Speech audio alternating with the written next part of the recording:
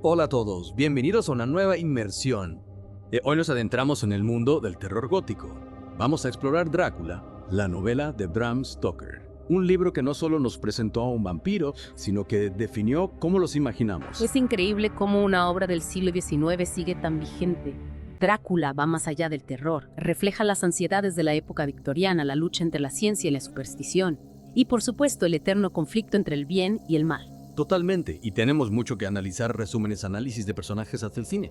Pero empecemos por el principio. ¿Recuerdas el viaje de Jonathan Harker a Transilvania? Esos detalles como las advertencias de los lugareños sobre el castillo. Así, la atmósfera del castillo llena de sombras y secretos. Stoker crea misterio desde el inicio, sembrando dudas en Jonathan y en el lector. Exacto, y hablando de Jonathan, ¿qué opinas del uso de diarios y cartas para narrar la historia? Para mí esa perspectiva limitada intensifica la claustrofobia y el misterio. Tienes razón, solo sabemos lo que Jonathan sabe. Compartimos su confusión y terror al descubrir la naturaleza de Drácula. Y hablando del conde, sus hábitos son peculiares, ¿no? La falta de reflejo, la aversión a la sangre. Detalles que lo hacen más inquietante. Sin duda. Y no olvidemos a las mujeres vampiro, seductoras y amenazantes a la vez. Me intriga cómo Stoker juega con la tensión sexual sin mostrarla explícitamente, lo que aumenta el misterio de Mila. ¿Qué opinas tú de su papel? Para mí representan una transgresión de las normas victorianas. Una sexualidad peligrosa asociada al vampiro. Es como si Stoker desafiara la moral de la época con estos personajes. Increíble, cómo una novela de 1897 puede tener tantas capas de significado. Y cuando creemos haber descifrado el Conde Hazas, Drácula escapa a Inglaterra, con esas misteriosas cajas de tierra. Ese escape es crucial. Es la llegada del mal a la Inglaterra moderna. Un mundo que se creía a salvo de lo sobrenatural. ¿Imaginas el impacto en los lectores de la época? Totalmente, es como si Stoker dijera que el mal acecha en cualquier lugar, incluso en el corazón del imperio. Y hablando de Inglaterra, pasemos a Lucy Westenra. Su enfermedad tan extraña nos introduce en un misterio médico con tintes sobrenaturales. ¿Qué te parece el uso de la transfusión de sangre en este punto? Es fascinante cómo Stoker usa una técnica médica nueva para ilustrar la lucha entre la ciencia y la superstición. Las transfusiones, en vez de salvar a Lucy, la acercan a su destino como vampiro, como si la ciencia alimentara al monstruo sin saberlo. Es un giro brillante. Y con Van Helsing, el experto en ocultismo, la historia da otro giro. Este personaje representa la colisión entre lo moderno y lo antiguo. ¿Cómo crees que Van Helsing cambia la dinámica del grupo? Van Helsing es clave porque reconoce lo que otros no pueden o no quieren ver. Combina razón e intuición, ciencia y fe para enfrentar una amenaza fuera de lo convencional. Es un personaje complejo que desafía las categorías. Y a pesar de los esfuerzos de Van Helsing, Lucy sucumbe al vampirismo. Esta transformación es crucial, marca un antes y un después para el grupo. ¿Cómo interpretas esta tragedia? Es una escena llena de simbolismo. La transformación de Lucy, una joven inocente, representa la corrupción del mal en la sociedad. Su muerte es un llamado a la acción para quienes la rodeaban. Y la lucha interna del grupo para acabar con Lucy, quien ya no es ella misma. Qué momento tan desgarrador.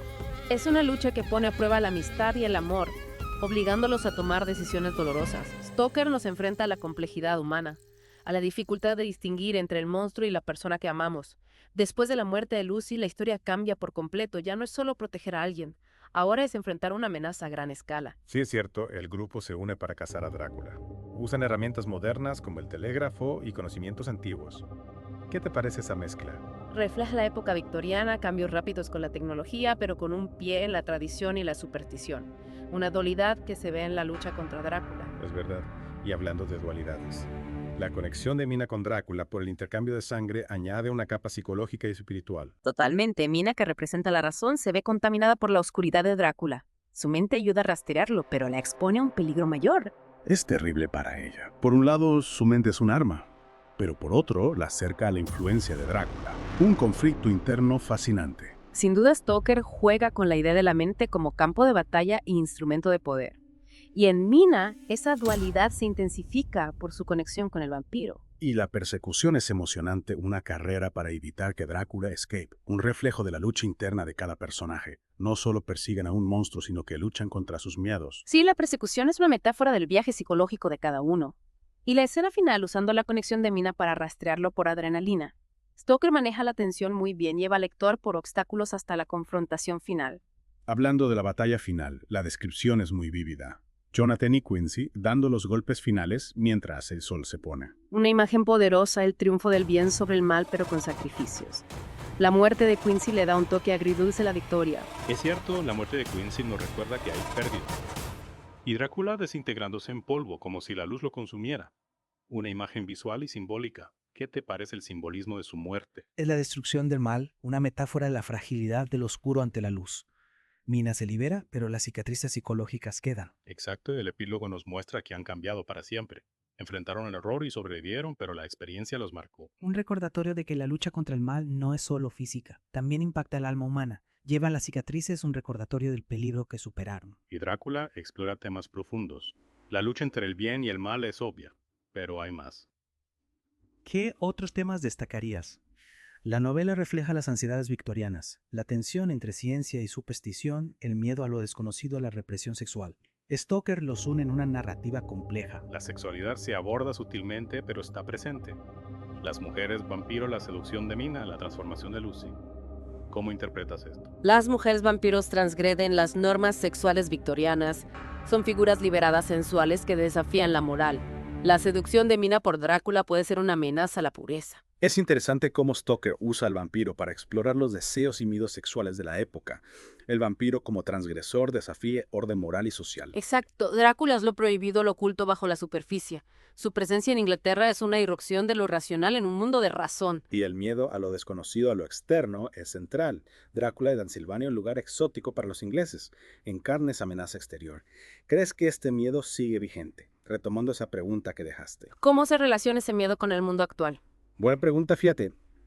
Drácula, como extranjero en Inglaterra, representa una amenaza a lo familiar, a la identidad nacional. Y hoy con la globalización y las migraciones, ese miedo a lo diferente, a lo externo, sigue presente. Es cierto, vemos ejemplos en los nacionalismos, la xenofobia, la desconfianza hacia otras culturas. Como si la diversidad fuera una amenaza y no una oportunidad. Exacto, y Drácula nos da una perspectiva interesante. El monstruo no siempre es el que viene de fuera, puede estar más cerca de lo que pensamos. Interesante, y la tensión entre ciencia y superstición sigue vigente en nuestra era tecnológica. Claro, a pesar de los avances científicos, las creencias irracionales y las pseudociencias siguen ahí. Vemos teorías conspirativas, el rechazo a las vacunas, la desconfianza hacia la ciencia. Paradójico, ¿no? Era de la información, pero con desconfianza al conocimiento experto. Buscamos respuestas simples a problemas complejos y las supersticiones dan esa falsa certeza. Drácula nos recuerda que la razón y la superstición no son del pasado. Es una lucha en la mente humana. Y hablando de lucha, es la sexualidad en la novela sutil pero poderosa. Sí, las mujeres vampiro, por ejemplo, transgreden las normas victorianas, figuras sensuales y liberadas que desafían la moral. Stoker usa estos personajes para explorar los deseos y miedos sexuales de la época. Exacto, esa exploración del deseo y la transgresión sigue vigente hoy. Totalmente, Drácula nos hace pensar en cómo las normas sociales moldean nuestra visión de la sexualidad y cómo esas normas pueden reprimir o liberar. Y en un mundo que lucha por la igualdad y de la libertad sexual, Drácula nos da una perspectiva histórica valiosa. Increíble cómo una novela de hace un siglo puede resonar tanto hoy. Es la genialidad de Stoker. Drácula no es solo terror. Es una obra que explora la condición humana, miedos, deseos, contradicciones. Totalmente de acuerdo, y con esta reflexión llegamos al final de nuestra inmersión en Drácula. Espero que hayan disfrutado este viaje a la oscuridad y que les haya dado una nueva visión de esta obra maestra. Y recuerden, la lucha contra nuestros demonios, contra la ignorancia y la superstición, es una batalla diaria. Exacto. Para no perderse nuestras inversiones, suscríbanse al podcast, activen la campanita, compartan este episodio. Denle like si les gustó y hasta la próxima. No olviden suscribirse, es muy importante para nosotros.